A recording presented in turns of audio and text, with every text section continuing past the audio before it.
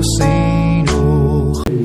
Vamos abrir as nossas Bíblias no livro do profeta Malaquias, capítulo 1, versículo 6 ao versículo 14. Nós vamos ler.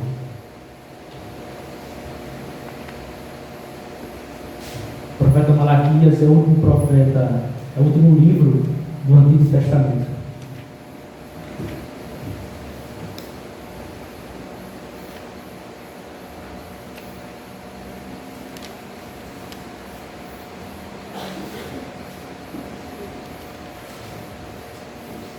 Vamos começar do versículo 6 até o versículo 14.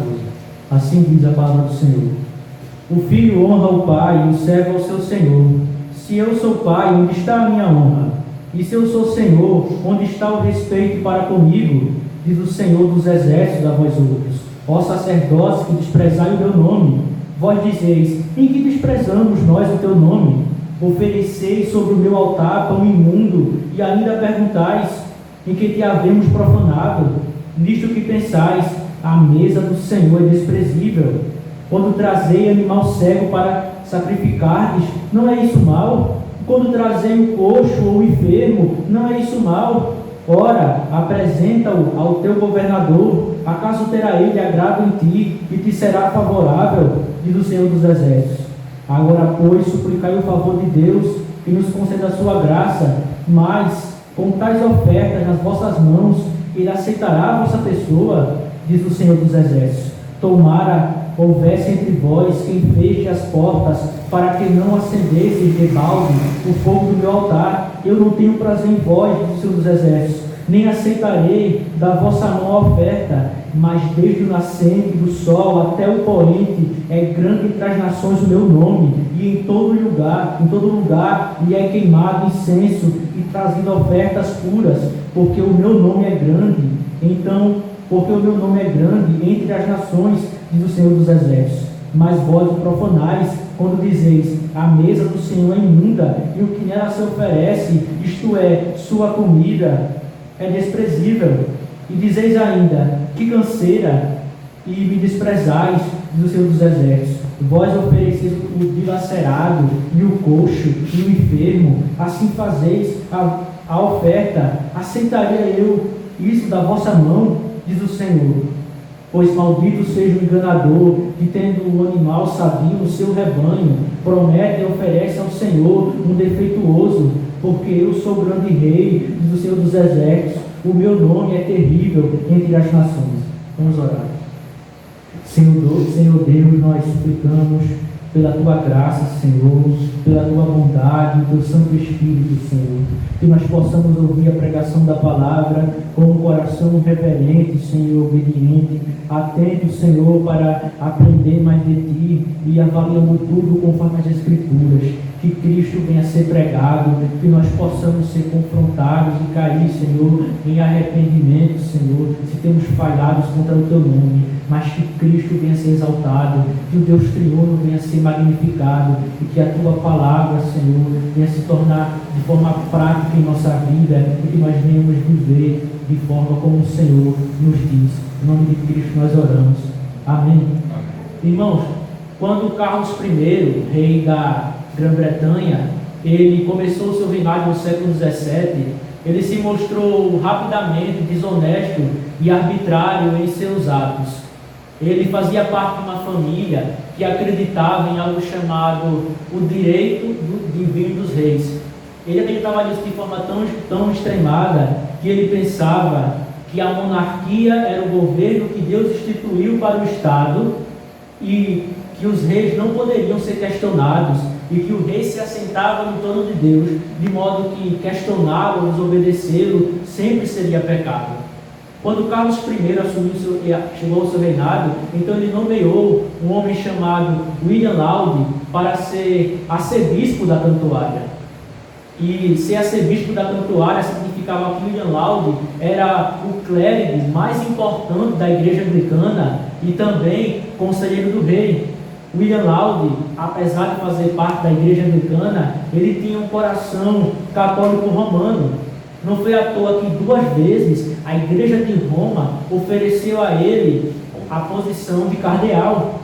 Ele era cruel e violento com os puritanos e tentou de todas as formas acabar com eles.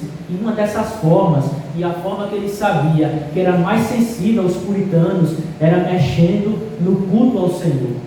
Laud, ele reeditou um livro chamado O Livro dos Esportes, o Livro das Diversões, que praticamente acabava com o dia do Senhor e permitia com que as pessoas profanassem o dia do Senhor e não fossem para a igreja, não se dedicassem aos deveres santos. Mas ele tinha a sua campanha de corromper o culto ao Senhor mais intensa. Ele partiu com a ajuda de Carlos I para também uniformizar o culto nos 3 reinos, de maneira que ele instituiu vestes clericais pomposas, que nem os romanistas, ritos e cerimônias, incenso. E ele tentou impor isso na Escócia, onde nós já sabemos que a maioria eram presbiterianos. E ao chegar lá, ele não somente estava tão disposto que ele resolveu fazer um livro de oração comum para a Escócia. Esse livro de oração era cheio de orações prefixadas, cheio de papismo e nada muito litúrgico e de fato não era ordenado por Deus. Ele tentou isso impor à Escócia. E no dia 23 de julho de 1637, quando o povo do Senhor da Escócia, naquele domingo, naquele dia do Senhor, foram para suas igrejas cultuar a Deus, quando chegaram lá, não encontraram seus ministros, aos quais eles estavam habituados, mas homens enviados por Laud, com vestes romanistas, prontos para cumprir os seus mandatos pecaminosos. Uma daquelas igrejas que estava lotada, e tão lotada que as pessoas levaram seus próprios bancos e elas estavam preparadas para começar o culto ao Senhor, e aquele ministro romanista, pronto para corromper o culto ali, ele começou a ler o livro de oração comum. E quando ele começou a ler o livro de oração comum, uma vendedora de vegetais, uma senhora chamada Jane Guedes, ela se levantou no meio do culto e proferiu as seguintes palavras: ó miserável presunçoso, como ouso oficiar essa abominação chamada missa em meu ouvido? Jane Guedes pegou o seu banco e jogou na cabeça daquele ministro. Aquele sentimento daquela piedosa mulher, para que o culto não fosse corrompido, ele se alastrou em toda a Escócia, de tal forma que foi feito um ajuntamento nacional para que a verdadeira adoração reformada fosse mantida. Consequentemente, anos posteriores, isso influenciou que a Assembleia do Westminster fosse chamada. Mas, irmãos, em tempos em que o culto ao Senhor ele é profanado, em que é corrompido pela vaidade dos homens, em que é inserido coisas que o Senhor não ordenou, em que os cristãos veem a adoração como algo opcional e direcionados a eles mesmos, chegando a pensar, alguns cristãos, que o culto ao Senhor é algo não essencial, até chegam a chamar de desprezível. Em tempos, irmãos, que os ministros que foram chamados para manterem a pureza do culto, então eles são culpados por perverterem e por mancharem o culto ao Senhor, e a igreja em geral se torna passiva. Qual é a sentença do Senhor? O que ele tem falado nas Escrituras para expor esse pecado e como o povo tem respondido? É justamente isso que nós veremos, irmãos, o profeta Malaquias, inspirado pelo Espírito Santo, falando, primeiro, a corrupção no culto, o desprazer de Deus e a sua promessa do Senhor, que ele será adorado corretamente em todo o mundo. Nós precisamos entender, irmãos, um pouco o contexto e a estrutura do livro de Malaquias para que possamos compreender melhor o que nós lemos. O profeta Malaquias, irmãos, ele escreve esse livro em uma época que não é possível nós determinarmos de maneira explícita pelo texto que ele escreveu. Entretanto, as evidências internas do próprio livro nos indicam que quando o profeta ele falou com o povo e proferiu a palavra do Senhor, foi em uma época a qual eles estavam sob o domínio de outro reinado. Nós podemos ver esse tipo de linguagem no versículo 8, quando é falado, quando o Senhor fala: ora, apresenta-o ao teu governador, mostrando que eles estavam sob o domínio de um reino pagão. E se nós também olharmos Isso eu falei no versículo 8 do capítulo 1. Também, se nós olharmos durante o livro, veremos que há indícios que há um templo. No versículo 10, nós vamos falar sobre portas. No versículo 1, também temos a ideia do templo de novo sendo voltada. Ou seja, é uma época a qual o povo do Senhor vivia sob um reinado pagão e eles tinham construído o templo. Que época é essa? Nós sabemos pela história bíblica que é depois do exílio, depois que o povo de Judá foi exilado. Então eles voltaram e construíram o templo e começaram a usar, e é justamente nessa época a qual o profeta vai proferir a sua mensagem. O outro modo, irmão, que nós sabemos quando ele onde ele está situado, é quando nós comparamos os pecados a quais Malaquias denuncia e que também Neemias fala. Se nós vemos Neemias, que passa justamente na mesma época, ele denuncia pecados parecidos com o que Malaquias vai falar. Por exemplo, a negligência dos sacerdotes. Nós podemos ver isso em Neemias capítulo 13, versículo 7 ao 8. O problema com as ofertas, nós podemos ver em Neemias capítulo 13, versículo 10 e 14, os casamentos mistos que acontecem entre o povo do Senhor e os incrédulos. Nós podemos ver isso em Neemias capítulo 13, versículo 23 ao 27. Se nos ajudar a relembrar e entender melhor, vamos lembrar que as exposições de Ageu, nós já vimos aqui, aquele profeta, o profeta Ageu, ele foi mandado pelo Senhor para pregar justamente na época em que o povo estava construindo o templo, junto com o profeta Zacarias, mas agora com o profeta Malaquias se trata após a construção do segundo templo. Ou seja, como já falei, nós temos agora um povo sob um reinado pagão que construíram um novo templo, que é o segundo templo, começaram a usá-lo e iniciaram um serviço de adoração. Esse é o contexto ao qual o livro se encontra. Mas o livro do profeta ele é estruturado em 6 grandes debates, ou 6 confrontações que Deus faz ao seu povo. E a primeira confrontação, irmãos, no capítulo 1, do versículo 1 ao versículo 5, é acerca do amor eletivo de Deus. O povo questiona o amor de Deus e o Senhor responde. É dessa passagem que o apóstolo Paulo extrai a maravilhosa teologia que ele expõe em Romanos 9, a qual Deus amou a Jacó e odiou, aborreceu Esaú. O segundo grande debate, que vai do versículo 6 do capítulo 1 até o versículo 9 do capítulo 2, se trata de como os sacerdotes têm profanado o culto e como eles têm fechado os olhos diante disso. O terceiro debate, onde Deus condena o seu povo, porque eles têm se casado com incrédulos e têm feito o divórcio não autorizado, vai do versículo 10 do capítulo 2 até o versículo 16. Então nós temos que o quarto debate, que vai do versículo 17 do capítulo 2 até o versículo 5, trata-se do Senhor mostrando que Ele exercerá a justiça sobre as nações, mesmo o povo achando que isso não acontecerá. E o quinto debate, que vai do versículo 6 do capítulo 3 ao versículo 12, trata do Senhor expondo de como eles têm negligenciado as ofertas e o povo tenta rebater isso. Infelizmente, esse quinto debate é a única passagem que muitas igrejas lembram, porque fala sobre ofertas e interpreta de forma opressora.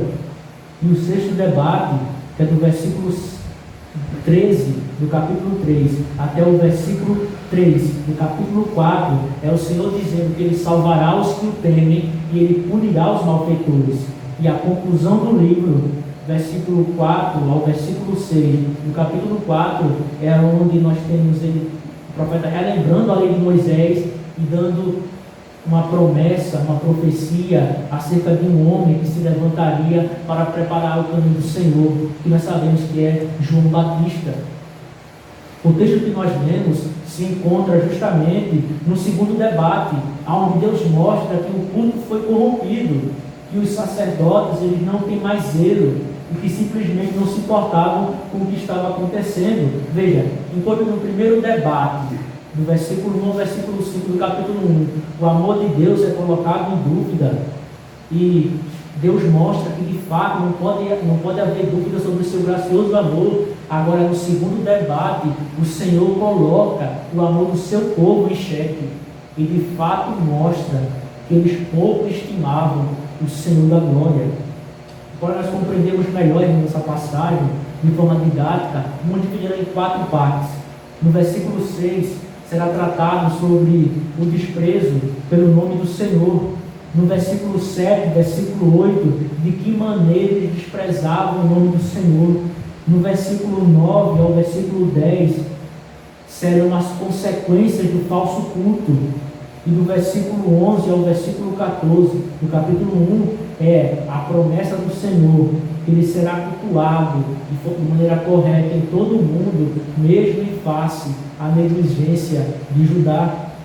Nesse sentido, irmãos, tudo isso corre para o único centro, que é o culto ao Senhor, é um reflexo do nosso temor a Ele, e Deus sempre rejeitará tudo aquilo que os homens trazem, que está fora da sua ordenação. Vamos ler o versículo 6 de novo. O filho honra o pai e o servo ao seu senhor. Se eu sou seu pai, onde está a minha honra? E se eu sou o Senhor, onde está o respeito para comigo?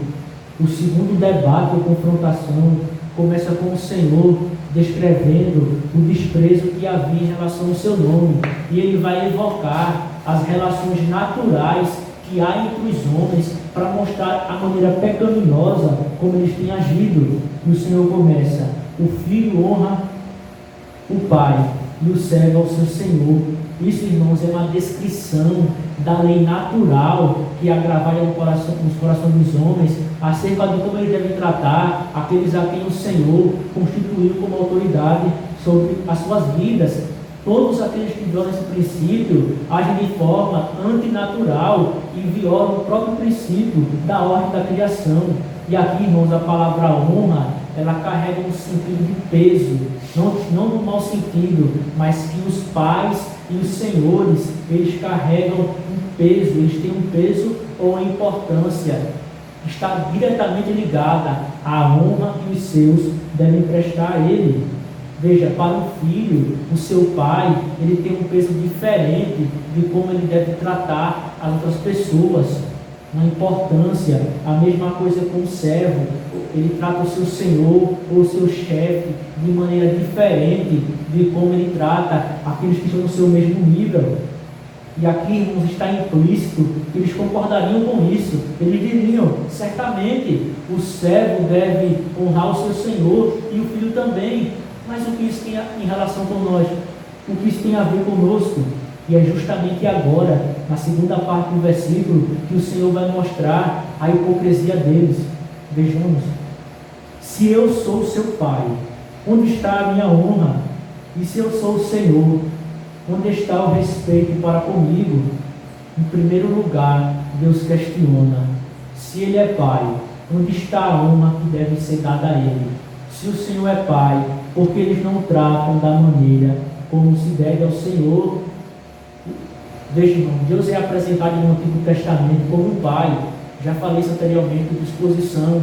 Nós olharmos para primeiro a Crônicas, capítulo 29, versículo 10, Davi ora: bendito és tu, Senhor, de eternidade, nosso Pai. Se nós lermos Isaías, capítulo 64, versículo 8, o povo quebrantado por seus pecados chama o Senhor de Pai. Veja, irmãos, foi o Senhor que voluntariamente entrou em aliança com Abraão para que a sua descendência fosse numerosa. Ele prometeu que eles seriam o seu povo e eles seriam o seu Deus. Não porque eles eram numerosos ou porque eram justos e corretos, mas unicamente pelo seu beneplácito. Deus tinha mantido eles e os manteve com seus cuidados paternais. O Senhor alimentou eles no Egito, como um pai alimenta os seus filhos. Mesmo após o reinado de Salomão, Deus deu a eles reis bons, como Josafá, como Asa. O Senhor deu uma promessa incrível para eles, uma das mais belíssimas da Bíblia, que está lá em 1 Crônicas, capítulo 15, 2 Crônicas, capítulo 15, versículo 2, onde o Senhor diz: se vós me buscardes, eu deixarei de ser achado por vós. Mas aqui, irmãos, a paternidade de Deus não está sendo colocada em dúvida por causa do Senhor, mas por aqueles que o chamavam de Pai, negavam que o Senhor era seu Pai, por meio da desobediência, por meio de seus atos. Onde está o peso ou a importância que é devida ao Senhor? Onde está a honra que deve ser dada a Ele? Deus é aquele que é Pai do seu povo, por excelência. Veja, os pais da terra, eles não são modelo para Deus, mas Deus é um modelo para eles. Então é próprio que aqueles que são seus filhos o imitem, o obedeçam, o honrem, não somente externamente, mas que eles tenham uma vida devota para a glória e a honra dele. Tendo tudo isto em vista, onde está a honra que é devida ao Senhor? Lembre-se, irmãos, eles concordavam que o filho deve honrar o seu pai, mas quando esse princípio se estendia ao Senhor, eles não faziam, eles queriam discordar, eles negavam. Vamos ler Deuteronômio capítulo 32, versículo 6, e veja como a maneira como Moisés já sabia que isso iria de fato acontecer. Deuteronômio capítulo 32, versículo 6, diz da seguinte forma: Deuteronômio 32, 6: é assim que recompensas ao Senhor, povo louco e ignorante. Não é Ele teu Pai, que te adquiriu, que te fez, que te estabeleceu? Veja, eles retribuíam aquele que era o Pai deles, não dando honra, mas foi Ele que adquiriu eles. Nós lembrarmos de Ezequiel, capítulo 16, naquela incrível imagem de como o Senhor trata o seu povo. Ele diz: Jerusalém, você estava desgarrada, jogada no campo, cheia de sangue, e eu peguei você, coloquei a minha capa, mas agora o povo do Senhor se comporta como um povo louco e ignorante. Veja a segunda coisa que o Senhor mostra a eles: se eu sou o Senhor, onde está o respeito para comigo? Ou seja, se Deus é o Senhor, onde está o temor que é por direito dele? E aqui a palavra, irmãos, respeito, é temor. Deus é o Senhor sobre nossas vidas. Ele é aquele que exerce soberania de maneira universal e particular. E não deriva isso de preceito de homens ou de suas leis, mas Ele é a suprema majestade. Ele é descrito nas Escrituras como todo-poderoso, o Santo de Israel. Salmo 97, versículo 5, diz que os montes se derretem como cera diante da sua presença. É dito que o Senhor infunde terror nos exércitos. Quando um homem chamado Senaqueribe blasfemou contra o nome do Senhor, o Senhor, em uma única noite, matou 185.000 soldados. E aqui, irmãos, o temor que eu quero falar não é o temor servil dos ímpios, mas quando nós costumamos definir o temor ao Senhor, que é devido aos crentes, aos justos, nós diminuímos Deus, de forma que parece que para os ímpios o Senhor é grande, mas quando é para o seu povo Ele é pequeno. Nós lembrarmos de como o povo do Senhor tem temido ao longo da história, nós vamos nos amedrontar e de fato ver como a nossa geração tem temido pouco a Deus. Nós nos lembrarmos do profeta Daniel, ao ter uma visão gloriosa acerca que foi dada ao Filho do Homem, isto é, a Cristo, o domínio, ele disse que ele ficou perturbado. Se nós lembrarmos do profeta, do apóstolo João, quando ele recebe as visões do Apocalipse, ele cai com seus joelhos em terra, cai prostrado. E alguém pode objetar: mas nós não temos essas visões. Mas nós temos a sacrossanta Escritura, o que deve causar mais temor em nossos corações do que termos a palavra de Deus, a sua voz própria e viva. Os puritanos bem diziam: considere as Escrituras como uma carta enviada pelo próprio Deus. Nós deveríamos tremer e temer diante das Escrituras. Então, quando nós precisamos definir o temor que o povo do Senhor deve a Ele, nós não devemos diminuir o Senhor, mas elevá-lo para que Ele seja considerado como Ele de fato é: grande, soberano, majestoso e também o nosso Pai. Então, o que de fato é o temor ao Senhor? O temor ao Senhor, irmãos, é uma reverência afetuosa ao Deus Santo, ao qual nós, como seus filhos, se curvamos diante da sua majestade, de forma trêmula, de fato, com o santo tremor, com o coração bendizendo a Deus pela bondade que foi revelada em Jesus Cristo, com o coração exultante e submisso à sua lei, estimando todas as coisas que dizem respeito a Deus como gloriosas e cuidando para que nada seja feito, que nada venha ofendê-lo. Onde está esse temor entre o povo do Senhor? Quando não temos temor ao Senhor, é porque justamente temos uma visão baixa dele. E observem, irmãos, que essas imagens que o profeta usa aqui, de Pai e Senhor, foram utilizadas justamente para expor o pecado que havia entre eles e para mostrar que eles deveriam ser reverentes. Normalmente se tem usado o conceito de Deus como Pai para tratar Deus de maneira irreverente ou até mesmo para efeminar o Senhor, mas aqui o uso é justamente o contrário, é para honrá-lo, diferentemente do que a maioria das pessoas gostam de pensar, e até aquelas que se dizem cristãs. A verdade bíblica é que Deus deve ser temido até pelo seu povo. O Deus das Escrituras é um Deus que infunde temor. Se Deus é o próprio Senhor, irmãos, de fato Ele é, e se tudo isso é devido a Ele, qual é a razão do comportamento do seu povo ser dessa forma como o profeta Malaquias, ele diz? Qual é a razão disso? Porque eles têm privado o Senhor da honra e do temor que é devido a Ele. Vejamos como o profeta continua. Diz o Senhor dos Exércitos a vós outros, ó sacerdotes, que desprezai o meu nome. A causa, irmãos, ou a raiz disso é o desprezo pelo nome do Senhor. E aqui nome deve ser entendido como o seu ser, quem Ele é, os seus atributos. Eles desprezam justamente quem o Senhor é.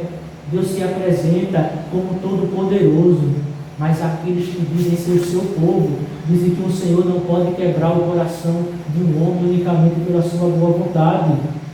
O Senhor se apresenta como um Deus santo, que é louvado como santo, santo e santo, mas o seu povo tem o tratado como se ele fosse um igual ao que há na terra, juntando o nome do Senhor com todo tipo de impureza e pecado, usando o nome do Senhor com piadas, como se o Criador dos céus e da terra fosse um personagem de desenho animado.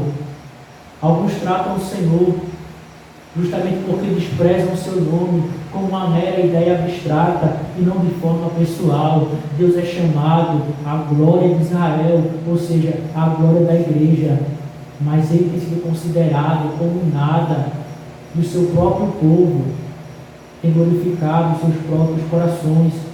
Quando se pensa em Deus, é como se pensar em um fardo, mas é justamente o contrário do que o salmista, quando ele louva ao Senhor, no Salmo 16, versículo 11, quando ele diz, na plenitude, a plenitude de alegria na presença de Deus.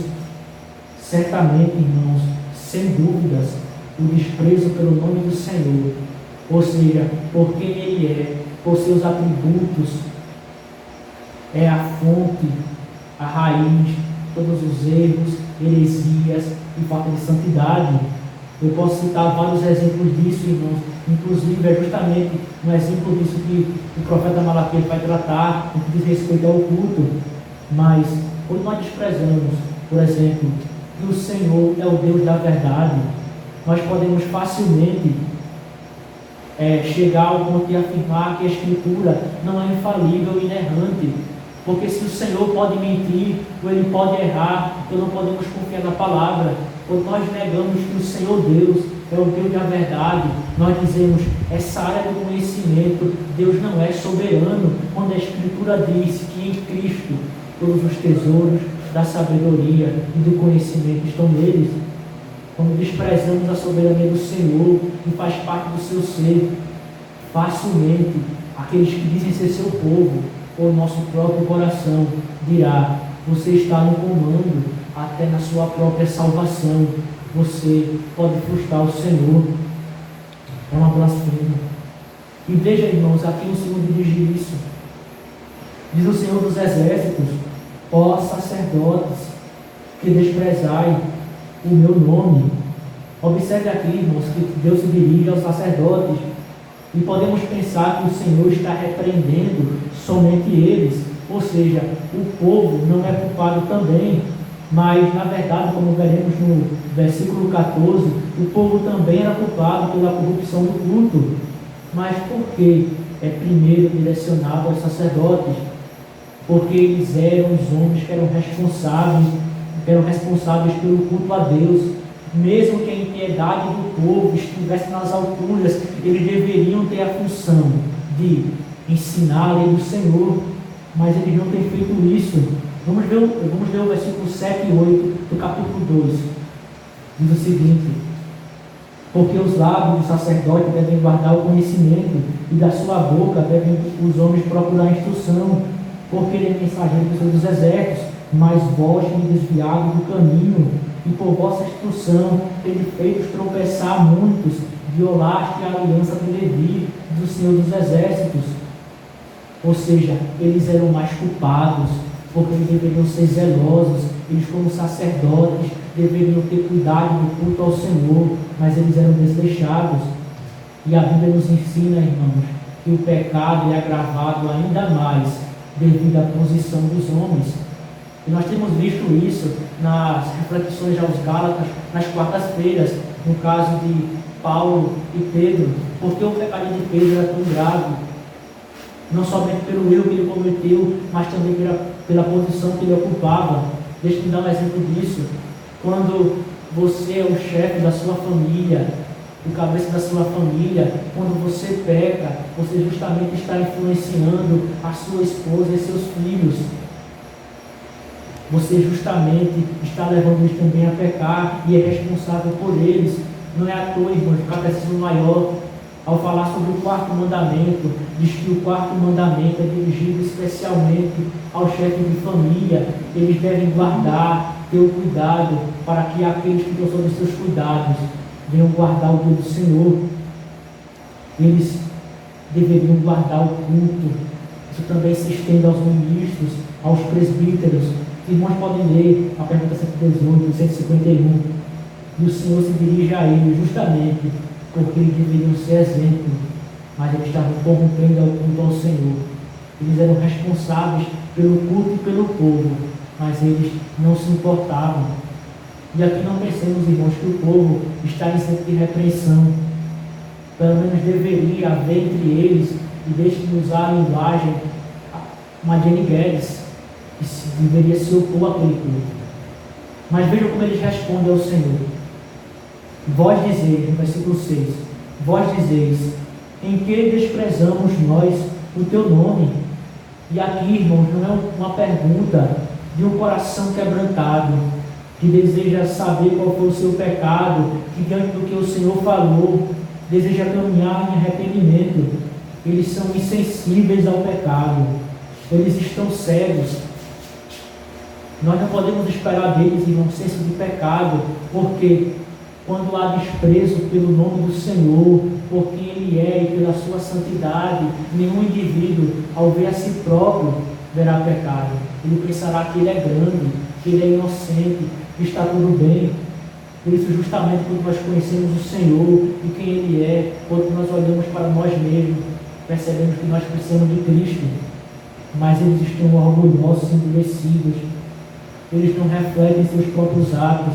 É como se falassem assim, irmãos: o Senhor tem dito que nós temos desprezado o seu nome, mas nós não nos vemos assim, vemos como os inocentes.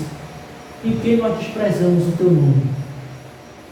Eles agora, irmãos, estão colocando em xeque o que o próprio Senhor tem falado. Estão emburrecidos pelo pecado. Deus nos livre de tal estado. E vejamos agora a segunda parte. O Senhor vai responder essa pergunta, mostrando de que maneira eles desprezavam o nome do Senhor. Versículos 7 e 8. Ofereceis sobre o meu altar o pão imundo, e ainda perguntais, em que te havemos profanado? Nisto que pensais, a mesa do Senhor é desprezível, onde trazeis animal cego para sacrificar-vos. Não é isso mal? Quando trazer o coxo ou o enfermo, não é isso mal? Ora, apresenta ao teu governador, acaso terá ele agrado em ti e te será favorável do Senhor dos Exércitos. No versículo 6, irmãos, nós vimos que o Senhor mostrou que eles desprezavam o seu nome. E isso era evidenciado pela falta de honra e temor ao Deus como Senhor e como Pai. Os sacerdotes, eles agora terminam o versículo 6, questionando ao Senhor, de forma pecaminosa, qual era o pecado que eles foram acusados. E agora o Senhor vai mostrar como eles, de fato, manifestavam o seu desprezo pelo nome do Senhor. E veja qual é a resposta de Deus: vocês profanam o meu culto, vocês têm corrompido a adoração. Isto é o fruto do pecado, a qual o Senhor vai enfatizar que eles têm feito. E percebam, irmãos, que a linha aqui é essa: eles desprezam o nome do Senhor, então eles não têm nem honra nem temor ao seu nome. Então isso gera o falso culto. O nome de Deus era pouco estimado entre eles, então não havia verdadeiro zelo. Então o culto é corrompido. Esse é o fluxo do pecado, não somente aqui, mas em todas as gerações. E veja como Deus responde a pergunta: ofereceis sobre o meu altar pão imundo. Acerca dessa parte, como cerimonial, ou seja, as leis que dizem respeito de como deveriam ser feitos os sacrifícios e como deveria ser o culto no Antigo Testamento, é provável que aqui seja uma referência às ofertas de gratidão. Mas o foco aqui do Senhor em vista é os sacrifícios de maneira geral. Eles ofereciam ao Senhor aquilo que é imundo. E imundo aqui é uma referência àquilo que é contrário à lei do Senhor, aquilo que não foi ordenado. O Senhor instituiu de uma maneira, de uma forma, mas aqueles homens estavam administrando ele da maneira incorreta. Deus disse que os sacrifícios deveriam ser feitos de maneira que nenhum animal tivesse nenhum defeito, nenhuma mancha. Mas eles ofereciam ao Senhor aquilo que era imundo, de maneira descuidada, sem se importar com o que o Senhor disse que deveria ser feito. E aqui é provável, irmãos, que aconteceu da seguinte forma: o povo do Senhor veio trazer seus sacrifícios, e aos sacerdotes, eles aceitavam os sacrifícios justamente porque, de acordo com a lei do Senhor, os sacerdotes deveriam comer de parte daquilo que era oferecido. Vamos ver isso, irmão. Deuteronômio capítulo 18, versículo 1. Vou ler rapidamente. Deuteronômio capítulo 18, versículo 1. Nós veremos que os sacerdotes deveriam comer de parte do que era oferecido no serviço.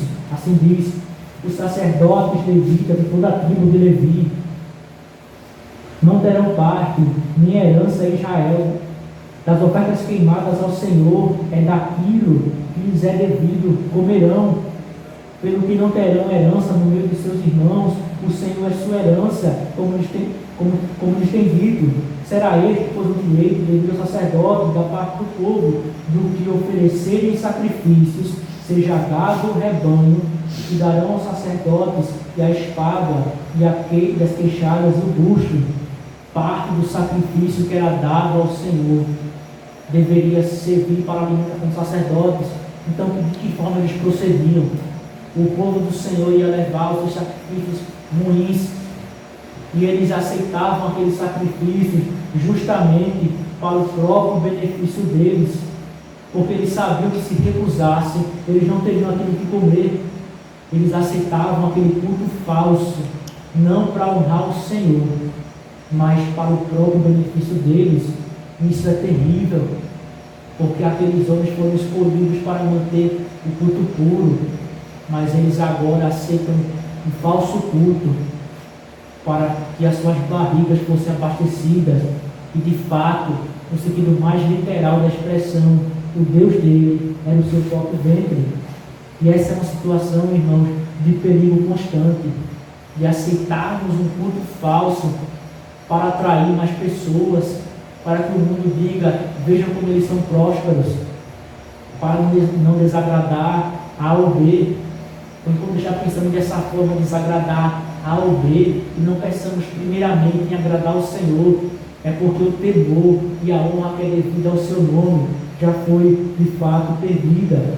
E nós, criativos do nosso coração pecaminoso, podemos usar argumentos, podemos usar o argumento seguinte: veja, as circunstâncias forçavam dessa maneira.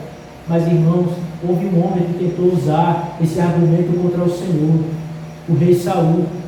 Ele tentou, quando profanou o culto ao Senhor, dizer: veja, eu fui forçado pelas circunstâncias, mas o que o Senhor disse pelo profeta foi: procedeste loucamente em não guardar o mandamento do Senhor. Veja, e eles ainda perguntam, no versículo 7, e ainda perguntais: e que havemos profanado? Eles ainda perguntam: o que havemos profanado? Eles ainda querem contender com Deus acerca do seu pecado, como se aquilo que eles fizessem não fosse impuro, não fosse abominável, como se fossem inocentes. Eles estão cegos. E agora perceba, irmãos, que a expressão deles é: em que havemos profanado? E alguém pode se perguntar: ora, eles profanaram o culto, mas por que eles perguntam? Em que havemos profanado, Senhor? Porque, irmãos, quando é profanado o culto ao Senhor, é justamente profanado o próprio Deus. Não é à toa que um pai da igreja disse corretamente: quando os sacramentos são violados, o Deus dos sacramentos é violado. Quando o culto ao Senhor é profanado, quando nós nos portamos de maneira irreverente e pecaminosa, nós estamos dizendo: o Senhor não é santo, não devemos honrar o seu nome. E isso é terrível. Chega a ser blasfêmico, de fato é. Deus ainda vai expor mais ainda o pecado deles. Vamos ver como Deus responde, versículo 7. Ofereceis sobre o meu altar como mundo, e ainda perguntais: em que havemos profanados? Nisto que pensais, a mesa do Senhor é desprezível. Veja, eles dizem agora: a mesa do Senhor não importa, devemos oferecer qualquer coisa. Eles perderam o zelo pelo Senhor, então eles perderam o culto correto, eles corromperam o culto ao Senhor. Eles poderiam, aqui, irmãos, estar com as seguintes inclinações. Veja, eles estavam no segundo templo, e esse templo não tinha a glória e o esplendor externo do primeiro templo.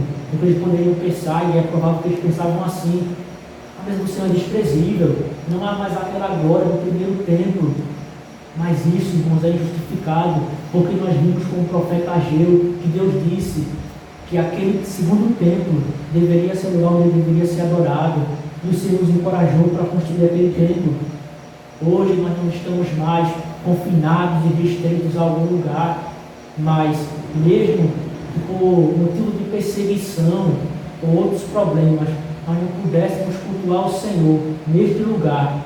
Se formos compelidos a cultuar o Senhor em um vale ou em uma floresta, devemos adorar o Senhor com a mesma intensidade e vigor do que se fosse aqui, ou ainda mais, e de acordo com a sua vontade. Não há, irmãos, argumento que seja plausível para justificar qualquer tipo de corrupção no culto ao Senhor, para que aqueles homens pudessem levantar.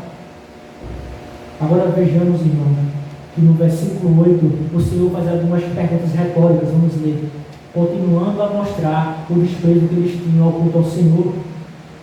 Quando trazeis animal cego para o sacrificardes, não é isso mal? E quando trazeis o coxo ou o enfermo, não é isso mal? Ora, apresenta ao teu governador, acaso terá ele agrado em ti, e que será favorável no Senhor dos Exércitos. Aqui, irmãos, algumas coisas interessantes devemos nos tocar. E a primeira é que a corrupção do culto tira Cristo do centro. E é justamente isso que esse versículo quer ensinar. A sua primeira parte, eu vou mostrar isso para vocês. Deus proibiu expressamente que qualquer animal defeituoso fosse oferecido. E nós podemos ler no capítulo 15, versículo 21, Levítico, capítulo 2, versículo 22, que eles não deveriam oferecer nenhum animal manchado, nenhum animal que fosse incorreto, que tivesse algum defeito. Por que isso? Porque os sacrifícios do Antigo Testamento justamente apontava para Cristo. Vamos ver isso na Bíblia, é necessário. Vamos abrir em Hebreus capítulo 10, versículo 1. Certo? Hebreus capítulo 10, versículo 1. Vamos ler o versículo 1, e depois do versículo 11 ao versículo 14. Diz assim: ora, visto que a lei tem sombra dos bens vindouros, não é a imagem real das coisas, nunca jamais pode tornar perfeitos ofertantes com os mesmos sacrifícios que anos após anos perpetuamente oferecem. Veja, a lei e esses sacrifícios eram sombras que apontavam para uma imagem real das coisas. E nós vamos ver que isso é Cristo.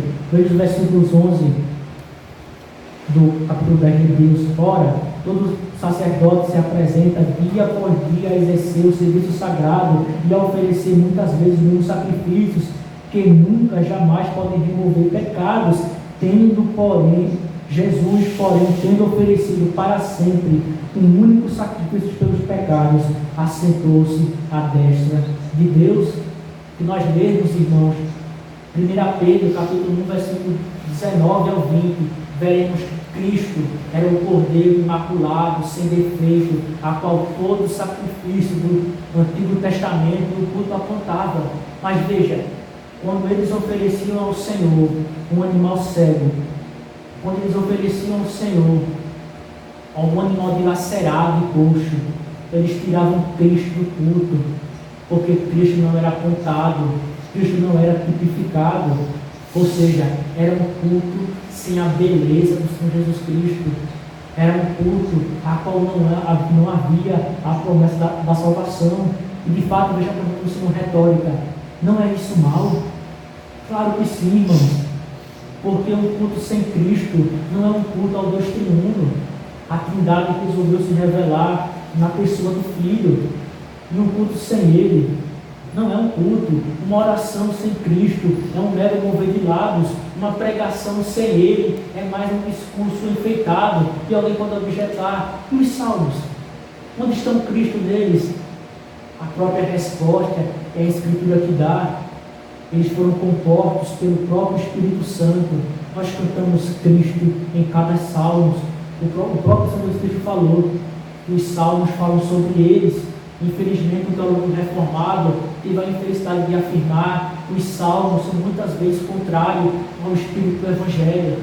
Mas, irmãos, isso é um absurdo, porque o próprio Cristo falou que os salmos falam sobre ele. Então, todo o culto, a pregação, a oração, o cantar dos salmos é centrado em Cristo, porque o culto sem Cristo não existe. Ora, bem, a segunda parte do versículo: ora, apresenta ao teu governador, acaso terá ele agrado em ti e que será favorável, diz o Senhor dos Exércitos. Na segunda parte do versículo, irmão, Deus concede mais um argumento para expor o pecado deles, mostrando que até o mais eminente homem não aceitaria aquilo que eles estavam oferecendo ao Senhor. Veja, é Deus menos que o governador ao qual você tem sob o jugo. Eles pretendiam dar mais honra aos homens do que ao Senhor. E se eles dessem aquilo que eles ofereciam ao Senhor para o governador, ele com certeza não aceitaria. É um argumento, irmãos, do menor para o maior, mas aqui o argumento é bem mais profundo, porque eles não se agradariam, nem Deus nem o governador, daquelas ofertas, justamente porque o que agrada a eles é aquilo que está de acordo com a sua vontade. E aqui, irmãos, é onde entra uma coisa chamada princípio regulador do culto. Veja, por que não era do agrado do governador? Não somente porque era ruim, não somente era ruim para Deus, porque era justamente o contrário à sua palavra. Vejam, quer dizer que é o seguinte: não era ruim ao governador só porque era um animal dilacerado e coxo, se eles oferecessem isso, mas porque era contrário àquilo que pode agradar a quem está sendo ofertado. Se eu dou um presente a uma pessoa, eu não devo dar algo que eu acho que é bom para ela, sem me importar com o que ela quer, o que agrada a ela. Então, é justamente isso aqui no princípio, o argumento mais profundo é que nada poderia agradar ao Senhor, a não ser aquilo que fosse em conformidade com a sua vontade. O que agrada a Deus é aquilo que Ele prescreveu nas Escrituras.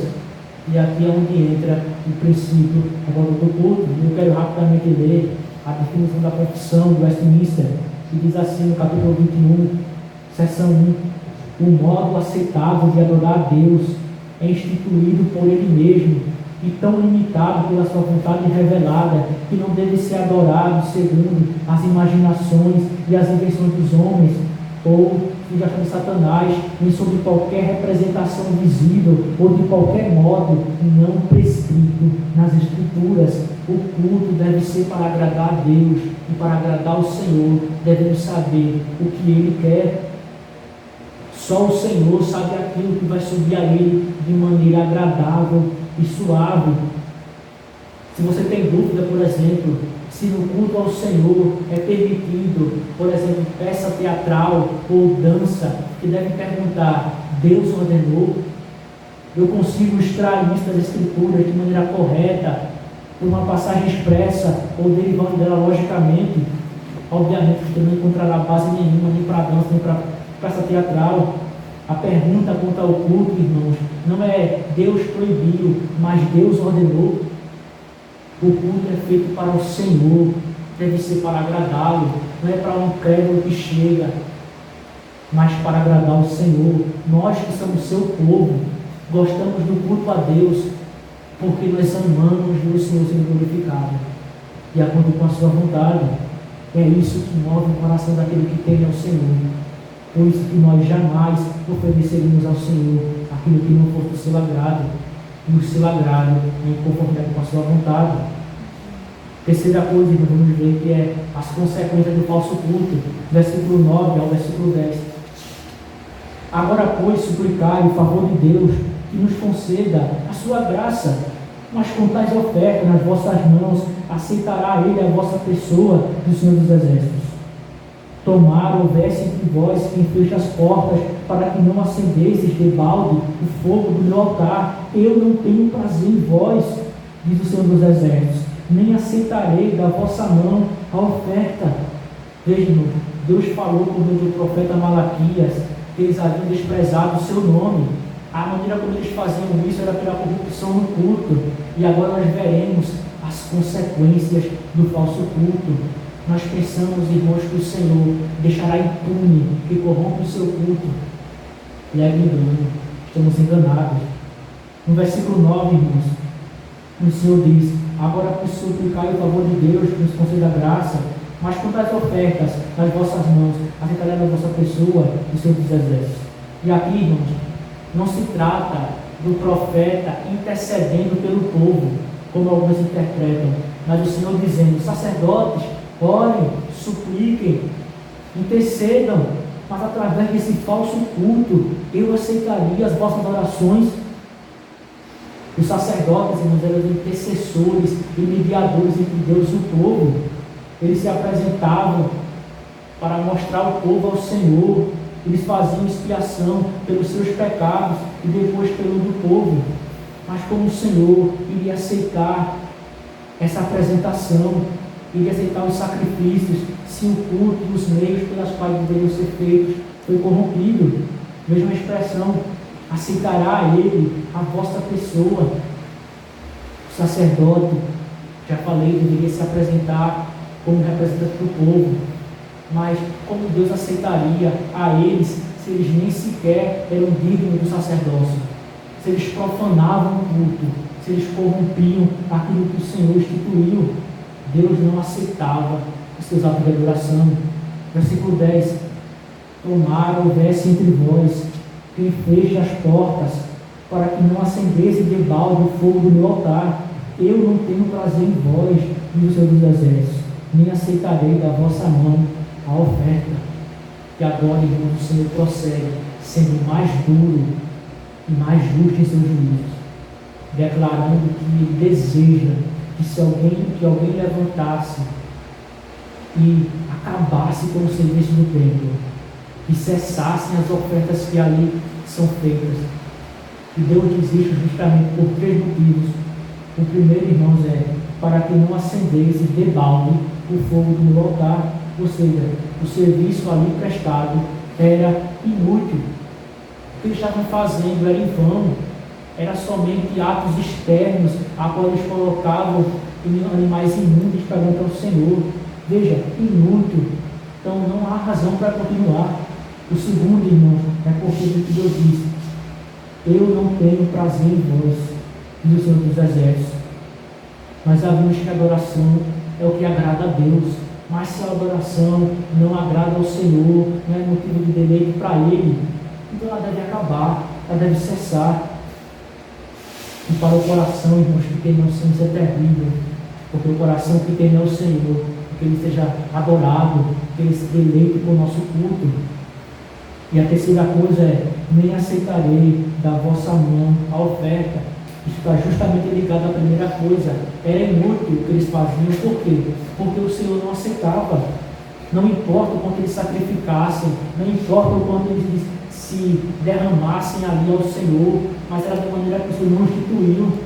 Era com um culto corrompido, com um falso culto. Um culto inútil. Não adiantava qualquer motivo ou desculpa. E aqui, irmãos, não importa o quanto você pregue, se não for conforme com as Escrituras, não será acompanhada pelo poder do Espírito Santo, de nada isso vale. Não importa o quanto você cante, se não for aquilo que o Senhor ordenou, é em vão. Não importa o quanto você ora, se não for em nome de Cristo, é inútil. O culto deve ser feito para agradar ao Senhor, e Ele não aceitará nada a qual Ele não tenha ordenado, a qual Ele não seja um deleite para Deus. Então Deus deseja que esse culto falso cesse, que ele se acabe, porque não há nada mais blasfemo para o Senhor do que aqueles que deveriam honrar o seu nome, profanar. Aqueles que deveriam honrar o seu nome estão profanando. Isso é algo absurdo, irmão. E bem sabemos pelas Escrituras que Deus pode fechar o templo, e Ele fez isso. Quando o povo do Senhor do exílio corrompeu o culto, o Senhor mandou Nabucodonosor e fechou o culto, acabou. O Senhor também fez isso com o segundo templo. Se não há quem feche o falso culto corrompido, Deus fechará. E essas são as consequências do culto corrompido, ou do falso culto, a rejeição de Deus e o seu santo desprazer nele. Deus não deixará impune aqueles que carregam o seu nome para profanar o seu culto. Contudo, irmãos, pode haver em nosso coração um pensamento da seguinte forma: veja, isso é um padrão muito alto, é um padrão muito rigoroso. Nem o Novo Testamento ensina dessa forma, mas a lei eterna de Deus, que é o segundo mandamento, diz que o Senhor é um Deus zeloso. O segundo mandamento nunca foi abrogado. Quanto à sua adoração, nunca. Deus é um Deus zeloso. Ele visita 1000 gerações daqueles que o temem. E visita a iniquidade dos pais, dos filhos, até a terceira e quarta geração. Isso não foi abrogado. O Senhor é um Deus zeloso pelo seu culto.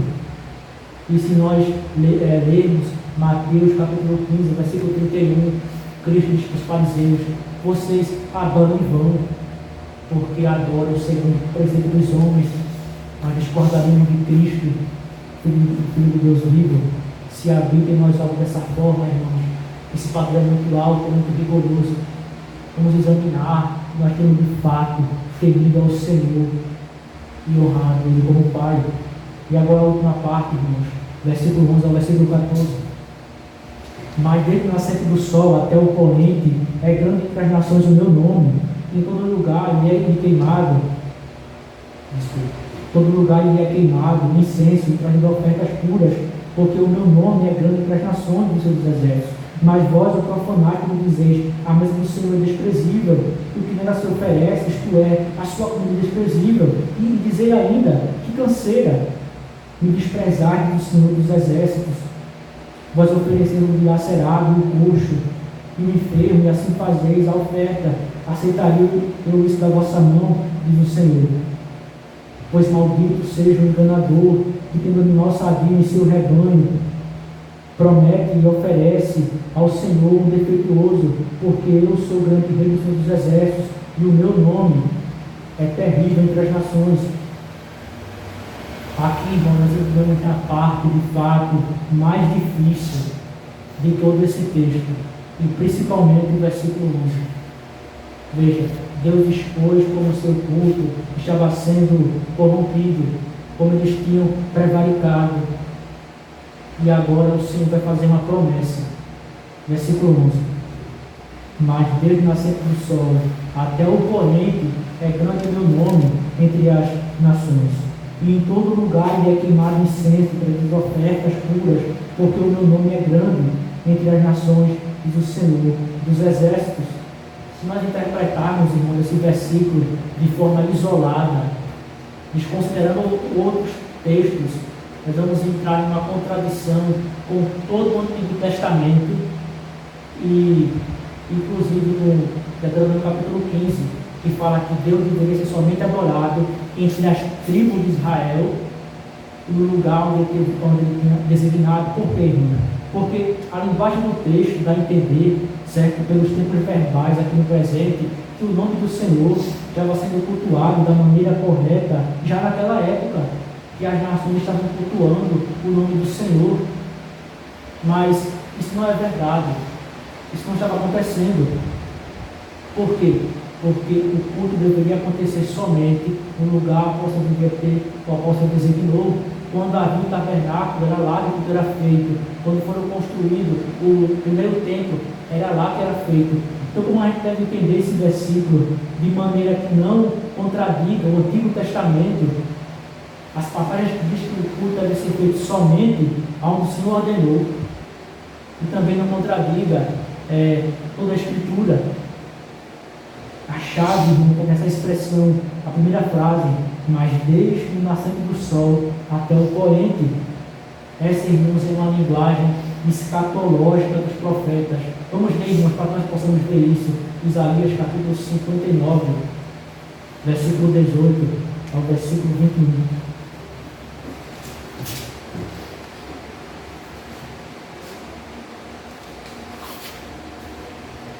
Isaías capítulo 59, versículo 18 ao versículo 21.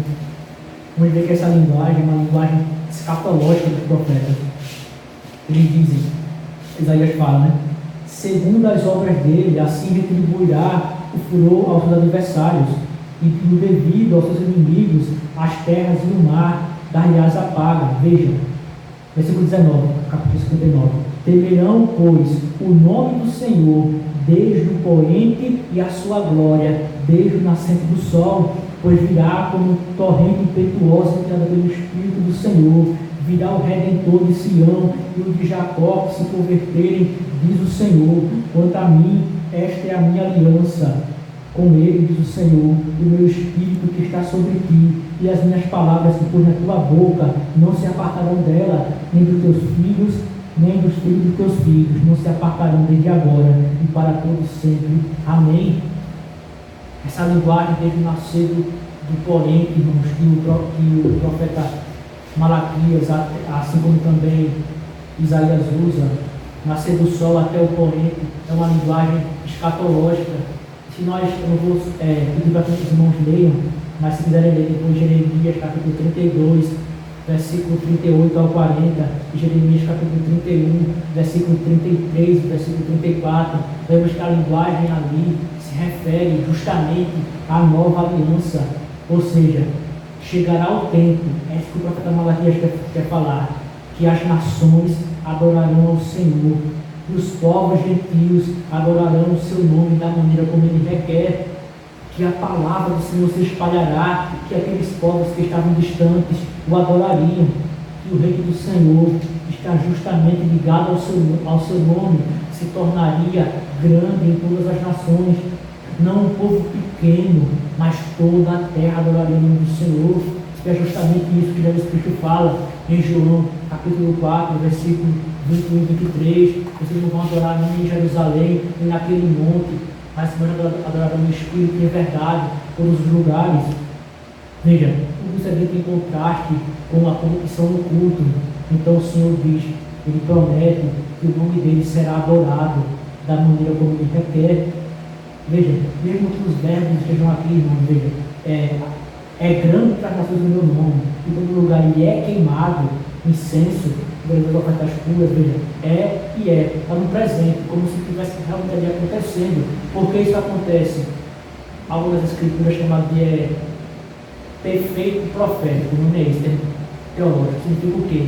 O autor está tão certo do que vai acontecer, que ele já fala como se fosse presente. Aí essa linguagem aqui, irmãos, é justamente uma linguagem que aponta para o futuro. E que futuro é esse, irmãos? É justamente o que nós vivemos. O culto ao Senhor era a uma única nação, mas eles negligenciaram o culto. E o Senhor agora fala, veja, vocês negligenciam o culto, mas o meu nome será grande entre as nações. Eles oferecerão um culto verdadeiro. Nós que éramos povos gentios, fora desse culto verdadeiro, fomos trazidos para o Senhor. Ele está cumprindo a sua promessa. Essas expressões aqui, irmãos, que aparecem, veja, e é queimado incenso e traz as ofertas puras.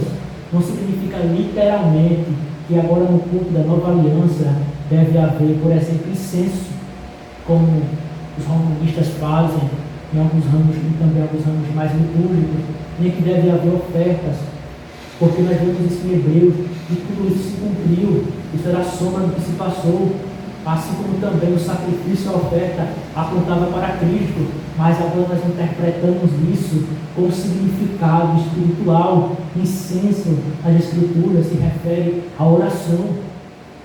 Salmo 141, versículo 2, o salmista liga o incenso, a oração. Vocês podem conferir isso lá. Ou seja, antes o Senhor não aceitava a oração deles, pede para eles suplicarem, supliquem os sacerdotes, intercedam, mas não aceitaria essa oração corrompida. Mas agora o Senhor diz que haverá povos, as nações irão oferecer orações puras. E agora a linguagem de ofertas puras, veja, não há mais sacrifícios agora, mas o autor de Hebreus diz da seguinte forma, que os nossos lábios, quando louvam o Senhor, são sacrifício de louvor. Podemos agora de maneira espiritual, porque a adoração agora não é mais externa, é espiritual. Tudo isso em oposição à corrupção, nós temos visto que o profeta está descrevendo. E qual é o fundamento por isso, irmãos? Versículo 11.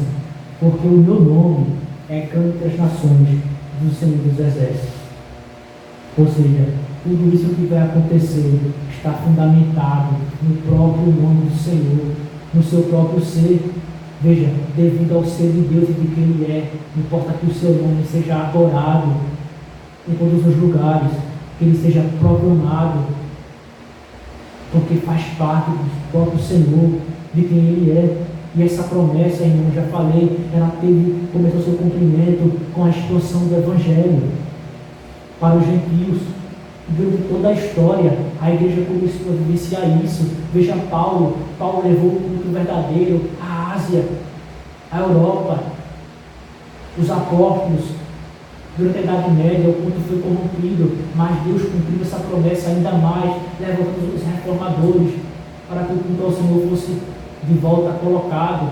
Quando a superstição papista invadiu a Inglaterra, o Senhor levantou os puritanos para que o culto ao Senhor fosse de fato feito de maneira correta. Irmãos, nós devemos orar por isso. Devemos orar para que o culto verdadeiro se expanda, para que a palavra seja pregada, para que o nome de Deus seja de fato conhecido como grande entre as nações. Vamos orar essa promessa, irmão. Isso é uma prática comum dos cristãos do passado. Orar as promessas do Senhor, fazer que Ele seja como grande, Cristo venha a ser proclamado como Senhor, que haja um despertamento, como houve na época do puritano Jonathan Edwards, ou ainda mais. Nós não somos perfeitos, aqui é a igreja, nós somos perfeitos, não somos, mas precisamos crescer em santidade, precisamos cada vez mais buscar avaliar o nosso culto e procurar corrigir aquilo que temos errado. Comecemos por nós, irmãos, se diligenciando em fazer de fato o que o Senhor pede. Agora, os últimos versículos, irmão, versículo 12 ao 14, deixa uma promessa ainda mais gloriosa e mais sublime, porque eles desprezam o culto ao Senhor.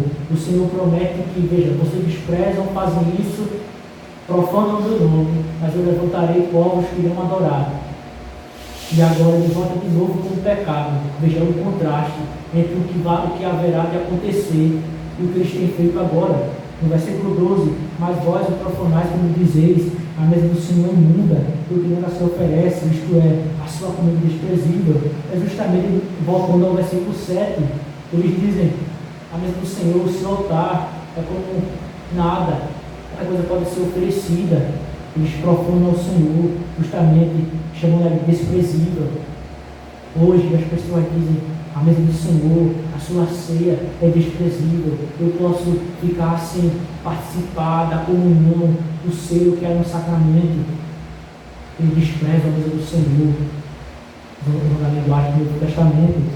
No versículo 13, irmão, diz assim: e dizeis ainda, que canseira, e desprezai do Senhor dos Exércitos. Vós ofereceis o dilacerado, o coxo, o enfermo, assim fazeis a oferta. Aceitareis da vossa mão, diz o Senhor. E aqui nós temos um pecado que não foi mencionado de maneira explícita anteriormente. Que canseira! Eles consideram o culto como uma fadiga, como algo cansativo, que para eles é pesaroso. Eles não têm contentamento em adorar o Senhor, eles não veem proveito nisso. E aqui, irmãos, é um ponto importante sobre o culto: as disposições da nossa alma. Qual é a maneira que a nossa alma tem se comportado quando cultuamos ao Senhor? Não basta que externamente nós passemos a impressão de algo, mas como está a nossa alma? Quando nós oramos, nosso coração tem que ter um espírito de submissão, de entrega, de humilhação diante do Senhor. Ou nós vemos como algo cansativo, que queremos logo acabar. Quando nós salmodiamos, a nossa alma está bendizendo ao Senhor, compreendendo os salmos, ou estamos pensando, que chato, que horrível, como isso é cansativo. Quando ouvimos a pregação da palavra, nosso coração está atento para a palavra que eu tenho a dizer por meio das Escrituras, reverentes e obedientes, dispostos a se colocar em prática. Hoje estamos dizendo, que canseira. Um puritano chamado Richard Baxter falou da seguinte forma: se um sermão for pregado friamente pelo pregador, pregai ele com mais vigor os vossos corações. Se esse próprio sermão aqui foi pregado friamente, pregue ele com mais vigor os vossos corações, mas não deixe de se alimentar da palavra do Senhor. Como um povo temente ao Senhor, não podemos dizer que canseira. Devemos examinar o nosso coração para ver o que está no culto. Deus, irmão, não somente rejeita a oferta imunda, mas também o coração que tem todos os elementos do culto correto, se porta de maneira irreverente e pecaminosa. Aceitaria eu isso da vossa mão, diz o Senhor dos Exércitos? Versículo 14: pois maldito seja o enganador que, tendo o animal salvo do seu rebanho, promete e oferece ao Senhor o defeituoso, porque eu sou o grande rei dos seus exércitos. O meu nome é terrível entre as nações. E agora Deus termina repreendendo o povo de maneira explícita, mostrando que também eles eram participantes do pecado, os sacerdotes. Eles não somente pecavam, irmãos, em oferecer um animal defeituoso, mas eles fazendo aquilo que o Senhor ordenara, eles queriam se parecer espirituais, eles eram enganadores. Eles queriam dizer, olha aqui o sacrifício que nós oferecemos ao Senhor, mas é um sacrifício imundo. Eles queriam aparecer que faziam votos ao Senhor, que faziam belos sacrifícios, mas ali a oferta era imunda, era defeituosa. Eles queriam adorar o Senhor da maneira mais fácil possível, mas o Senhor não aceitaria. Eles queriam fazer ofertas para obter a bênção do Senhor, de forma que Ele não ordenou, mas eles obedecem do Senhor, pois maldito, ou seja, eles querem bênção, mas com falso culto, com culto corrompido, eles acabarão a rogar para si maldição. E qual é o motivo dessa condenação? Que é no versículo 14: porque eu sou o grande rei dos exércitos. O meu nome é terrível entre as nações, ele é cheio de majestade. Os judeus poderiam pensar que o Senhor estava confinado, seria confinado ali, e de maneira que o Senhor tivesse tão recluso a eles que Deus deveria se conformar com o que eles ofereciam. Mas o Senhor diz que ele é rei, ele será de fato em todas as nações, que a adoração a Deus não se limitaria na Judéia, mas que o Evangelho e o culto seria expandido por todo o mundo, que se espalharia por toda a terra, que terrível seria o nome do Senhor, ou seja, esplendoroso, grande, magnífico. No começo nós vimos, irmãos, que havia desprezo pelo nome do Senhor, mas agora termina mostrando que magnífico será o nome de Jeová. E para terminar, irmãos, alguns pequenos usos do texto, aplicações. O primeiro é: o Senhor é muito zeloso com o seu culto. Deus não aceitará um falso culto, um culto corrompido, um culto da própria vontade. Não tente ser menos zeloso do que Deus é. Tenha Ele como seu padrão. Não ofereça nada ao Senhor que Ele não tenha prescrito. Mesmo que o mundo troveje, diga: meu Senhor é um Deus zeloso. Segundo, irmãos, o Deus da Escritura deve ser temido, diferentemente do Deus efeminado que o mundo criou. O povo do Senhor deve temê-lo, deve ter uma santa reverência ao seu nome, às suas ordenanças, tremer diante da sua presença. Se você não teme a Deus ou trata Ele como igual, você não é filho dele. É justamente isso que Deus fala nos versículos 6 e 7. Você nega que Deus é seu Pai.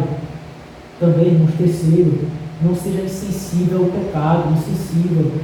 Tendo Deus exposto como nós temos errado, não vamos procurar, como eles fizeram, discutir ou argumentar com Deus, mas que nosso coração clame por perdão em Cristo Jesus. E de fato vamos mudar. O culto ao Senhor é uma área muito cara a Deus. Quarto, irmãos, o culto ao Senhor deve ser cristocêntrico. Cristo é o centro do culto. Nós respondemos à santa convocação porque Ele está definido como seu povo, para que adorássemos. Nós oramos para que possamos ser mais íntimos com eles, cantamos a eles porque Ele é digno de honra. Nós ouvimos a pregação da palavra para aprendermos mais dele. Sem Cristo não há culto. Quinto, irmãos, Deus pune os que corrompem o seu culto. Nenhum daqueles que pervertido o culto ao Senhor hoje irão sair impunes. Deus deseja, na verdade, fechar os seus cultos falsos. Assim, irmãos, e aqui é um princípio importante: não sejamos tolos de pensar que porque estamos em Cristo, o Senhor não irá nos corrigir. Pelo contrário, em Hebreus é dito que o Senhor corrige os seus filhos para que eles se aproximem de sua santidade.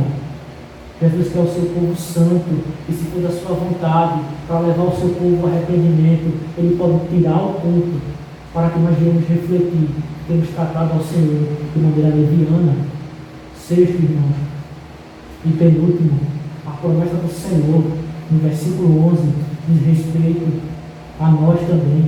Éramos gentios, esgarrados, não conhecíamos o culto ao Senhor, mas Ele nos salvou por seu Filho, para que nós possamos cultuar de maneira pura.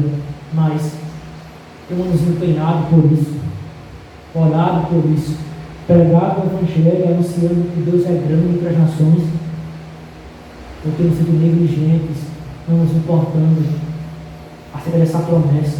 Temos orado para que ela se cumpra, para que se expanda o Evangelho, todas as terras, todos os lugares, o culto, seja conforme Deus requeriu. Sétimo e último, preste atenção quando você tem cultuado ao Senhor. A forma como você tem adorado ao Senhor pode ser provada pelas Escrituras. O seu coração está com suas disposições, a sua mente, a sua alma está no culto para bendizer o Senhor. Ou você tem no culto tem dito: que canseira.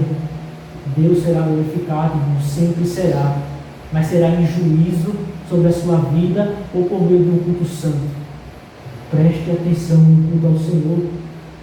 O culto ao Senhor, irmãos, é um reflexo, como eu falei no começo, do nosso temor a Ele.